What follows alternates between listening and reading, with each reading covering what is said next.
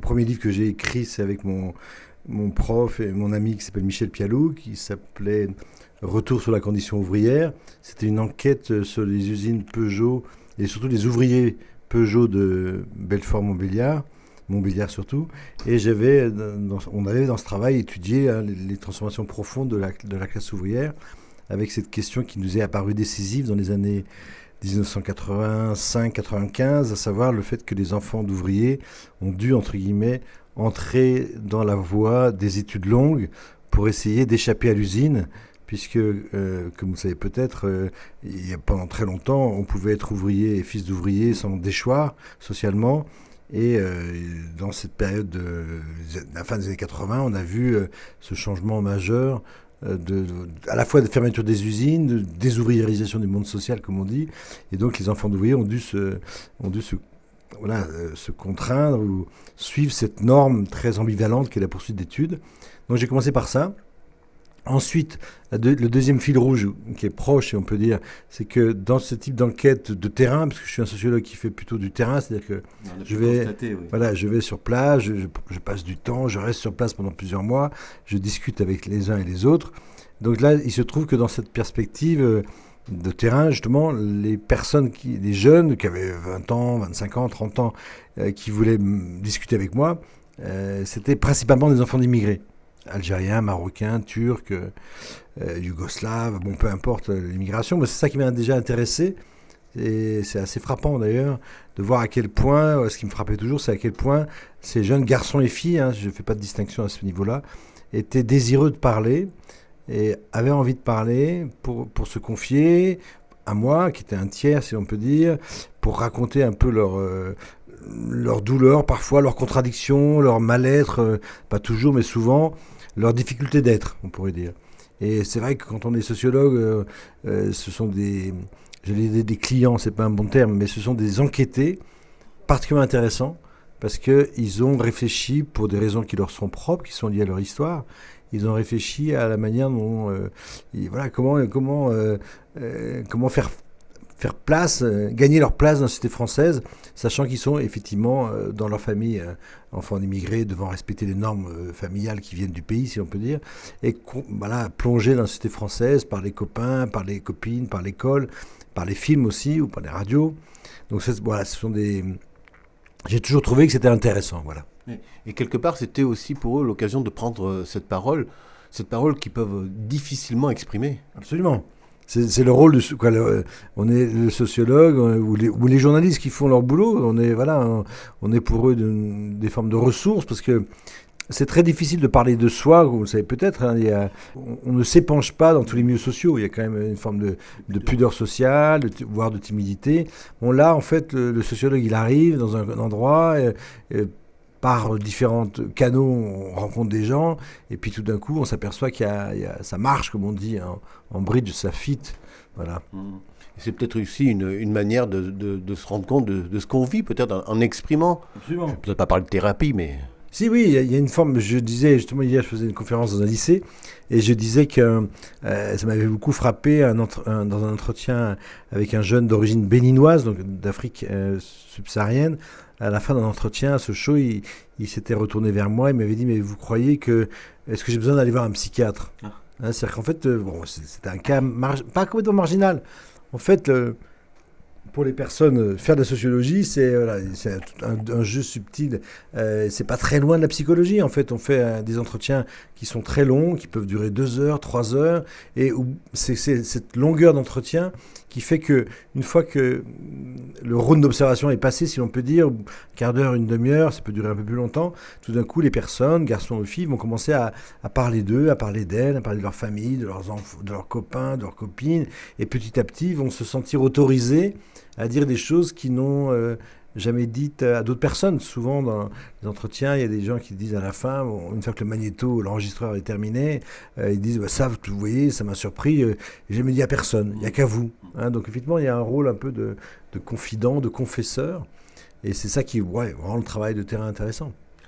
Alors, avec la France des Belouni, donc ce livre que vous avez écrit, quelle était l'idée principale, l'idée première avant d'entreprendre un tel travail? Alors, je vais relativiser le travail. En fait, j'ai fait un travail d'enquête pendant 4 ans, mais j'ai raconté 40 ans d'une existence. Portrait de famille, le sous-titre, c'est 1977-2017. Donc, en fait, pendant 4 ans et demi, de juin 2012 à décembre 2017, j'ai rencontré les 8 enfants d'une famille algérienne que j'ai appelée Belloumi, avec leur accord, bien évidemment. C'est un nom d'emprunt, parce que, bien évidemment, une enquête comme ça on peut pas divulguer les noms, parce que chacune de ces personnes a une place dans la vie sociale. Il ne s'agit pas de raconter sa vie comme ça, n'importe comment. Donc, j'ai pendant 4 ans et demi, essayé de comprendre, on va dire, l'objectif de ce livre, c'est de faire ce qu'on fait rarement ou quasiment jamais. On sait très bien qu'il y a des milliers, des millions d'immigrés en France, mais raconter une histoire ordinaire d'une famille immigrée ordinaire, qu'elle soit algérienne, elle aurait pu être tunisienne, elle aurait pu être sénégalaise, c'est rarement fait. Parce que, pour une raison très simple, c'est que c'est une histoire banale. Et c'est justement ça qui m'a intéressé. C'est ça qui intéresse aussi la famille, c'est de dire, voilà, on est là en France depuis 40 ans, on est tous à notre place dans la société française. La sœur aînée est infirmière devenue responsable, cadre de formation dans une école d'infirmière qu'on appelle l'IFSI aujourd'hui. La deuxième travaille dans une mission locale, de l'emploi. Les 2-3 autres sœurs sont infirmières, assistantes sociales. Les garçons sont vendeurs commerciaux ou l'un est machiniste RATP à Paris. Donc ils ont tous des places dans la société. Mais bien évidemment, comme vous le savez sans doute, dans l'actualité médiatique, on ne parle que, et pour des raisons qu'on peut comprendre bien sûr, que des Mohamed Merah et frère Kouachi, ceux qui ont commis ces terribles attentats terroristes, entre guillemets. Bien évidemment, il n'y a plus de place pour les autres. Et ça me semble important pour essayer de dresser un paysage à peu près contrasté, mais aussi fidèle de ce que sont les immigrés en France, de dire, bon, bien évidemment, on est saturé d'informations pour des raisons qu'on peut comprendre, après chaque attentat, que ce soit Chérif Cheikhat, etc., bon, peu importe, à Strasbourg, on a beaucoup de données sur cette petite minorité très agissante, si l'on peut dire, mais on sait très peu de choses des autres.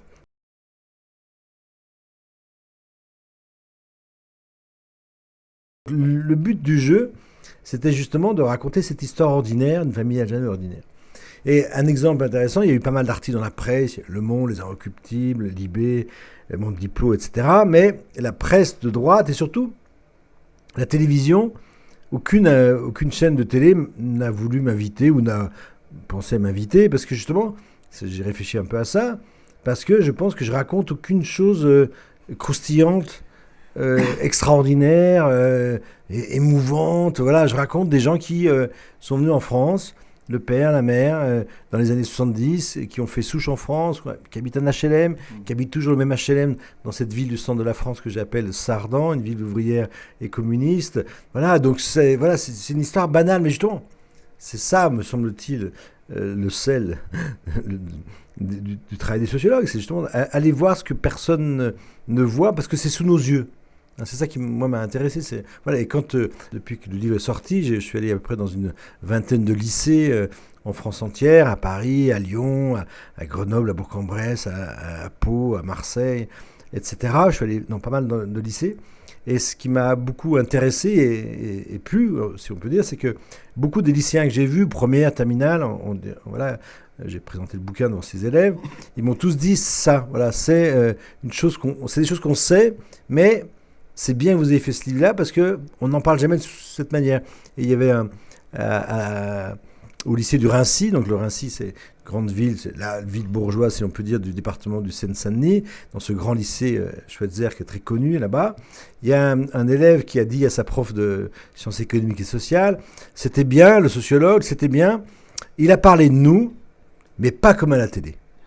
Et le pas comme à la télé, bien sûr, c'est fondamental, parce que voilà, c'est une partie de cette jeunesse aussi, est parfois plus qu'excédée par le fait qu'on les présente toujours sous le même, sous le même angle, à savoir paradélinquants, délinquants, carrière délinquante, trafic, etc. Bien évidemment que ça existe. Il ne s'agit pas de nier ce phénomène, d'autant plus qu'il n'est pas mineur aujourd'hui, mais il faut bien voir qu'à côté de ces jeunes dans les quartiers qui empruntent cette voie déviante, si l'on peut dire, il y a beaucoup de jeunes, majorité, qui essaient de faire leur place, de faire des études, faire du sport, etc.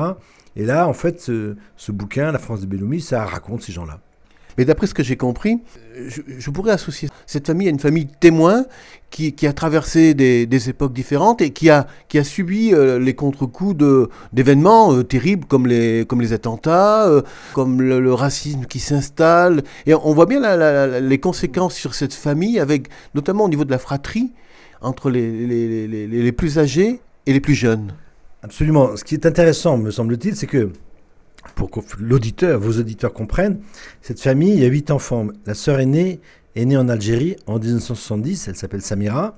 La sœur Benjamine est née 16 ans plus tard en France, elle s'appelle Nadia. Donc il y a 16 ans qui séparent l'aînée de la Benjamine. Et il y a 5 filles, 3 garçons. 2 filles au début, 3 garçons au milieu et 3 filles cadettes à la fin. Et ce qui m'a particulièrement intéressé, c'est qu'effectivement, c'est à la fois, bien évidemment, cette famille connaît des choses semblables, mais que les frères et sœurs aussi ont des destins très différents. Par exemple, tout à l'heure, vous avez parlé du racisme. Ils s'appellent Belloumi. Ils sont d'origine algérienne, ils sont de l'ouest algérien. Voilà, on pourrait dire que globalement, ils sont typés algériens. On peut les reconnaître, algériens, entre guillemets maghrébins, on peut les reconnaître comme tels. Mais dans les entretiens avec les 2 sœurs aînées, quasiment les premières années d'enquête, aucune d'entre elles ne me parle de racisme, presque pas de discrimination, alors que les frères, dans les premiers entretiens, ça apparaît tout de suite majeur. Donc ça, c'est déjà intéressant de voir que les formes de discrimination ou de racisme sont sexuées. Les filles en sont très largement protégées. La première fois que la fille aînée, Samira, connaîtra, si on peut dire, un acte raciste, subira une forme de racisme, je préfère le dire comme ça, c'est quand elle a 21 ans, qu'elle est déjà en 3e année d'école d'infirmière, qu'elle va au bloc opératoire avec un patient, et pour le détendre, entre guillemets, elle le fait rire, elle parle un peu fort, et elle est reprise de volée par la cadre infirmier qui est à côté, et qui lui dit de manière peu amène, c'est toujours pareil avec vous. Parenthèse des Arabes. Donc bien sûr, mais là, elle est stupéfaite, mais en même temps, elle a 21 ans, et sa vie est faite, elle est infirmière, voilà. Alors que son frère Rachid, qui est né en 1975, qui malheureusement n'a pas pu faire d'études, il a eu un parcours scolaire très compliqué, il a redoublé 2 fois à l'école primaire, il était un enfant un peu hyperactif, comme on dit aujourd'hui, et par ailleurs très sympa, mais bien évidemment, simplement lui, quand il a 15-16 ans, on essaie de lui trouver un stage pour un professionnel. Donc un jour, il travaille dans une auberge, il est serveur, si on peut dire, et ça se passe plutôt bien la première semaine, mais le dernier jour de la semaine, sa patronne, qui était gentille avec lui, hein, je précise, lui dit, écoute Rachid, tout se passe très bien, mais tu sais, pour lundi, je vais pas pouvoir t'appeler Rachid, ça passe pas auprès des clients, je vais t'appeler Bernard. Hein. Donc voilà, ce genre de situation, bien évidemment, quand on a 15-16 ans, qu'on cherche sa voie, etc. Et nous, en sociologie, on dit un terme un peu savant qui dit que le prénom est un bien symbolique, c'est-à-dire qu'en fait, on est attaché à son prénom. Tous les enseignants qui font l'appel savent qu'il ne faut pas écorcher le prénom des uns et des autres parce qu'on est de manière affective attaché à son prénom. Donc voilà, si on dit ça, on peut mesurer, quelle que soit son origine, bien évidemment, le fait qu'on est attaché à son prénom. Donc pour lui, Rachid, cette remarque non malveillante de sa patronne, bien sûr, il la prend en pleine poire. Donc ce qui est intéressant, c'est qu'après, il y a les sœurs derrière qui le rassurent aussi. C'est-à-dire qu'il grimpe pas au rideau, il fait pas un scandale. Les sœurs arrivent derrière, on dit, mais oui, bien sûr, tu comprends ce qu'elle a voulu te dire, c'est pas de sa faute, c'est un contexte.